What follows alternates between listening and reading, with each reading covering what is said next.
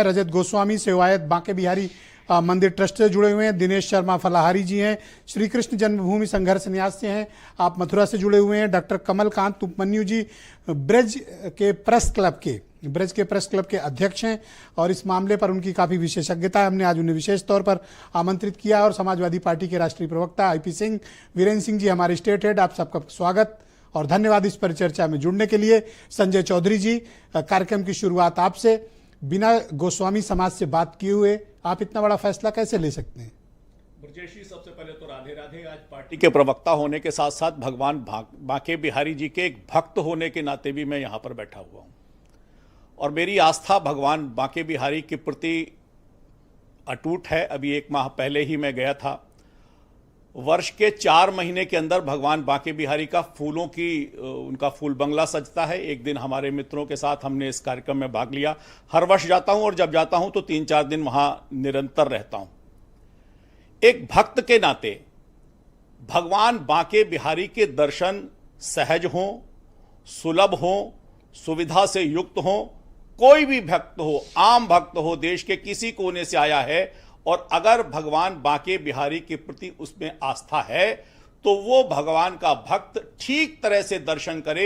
इसी मंशा के साथ इस बांके बिहारी का कॉरिडोर के निर्माण के लिए सरकार आगे बढ़ी है और सरकार लगातार प्रयास कर रही है। हाईकोर्ट में भी जब यह मामला था तब सारे पक्षों ने इसके लिए सहमति दी थी। अब यह मामले को लेकर सुप्रीम कोर्ट में गए हैं।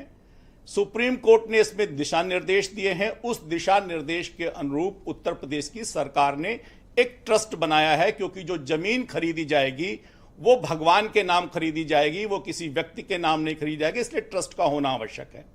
और ट्रस्ट के जो उसका अनुच्छेद 13 है वो साफ साफ कहता है कि किसी भी प्रकार से परंपरा में कोई भी परिवर्तन नहीं होगा, वो परंपरा एज इट इज रहेगी।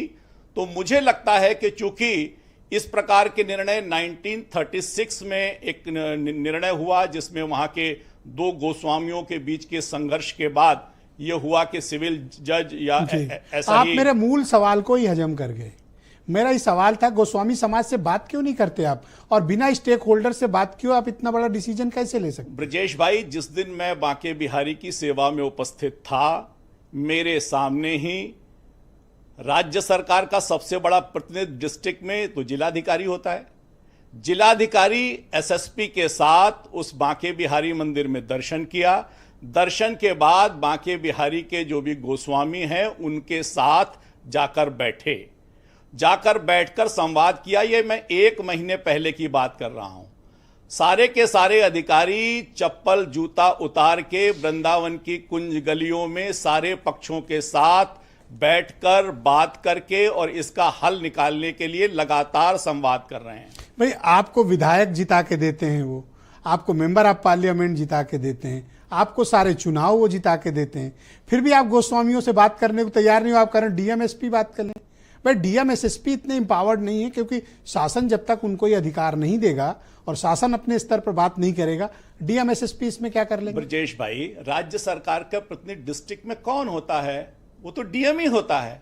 डीएम सारे अधिकारों से संपन्न है। वो लगातार हर दिन बांके बिहारी के गोस्वामियों के साथ जितने भी स्टेक होल्डर्स हैं सबके साथ बातचीत कर रहा है।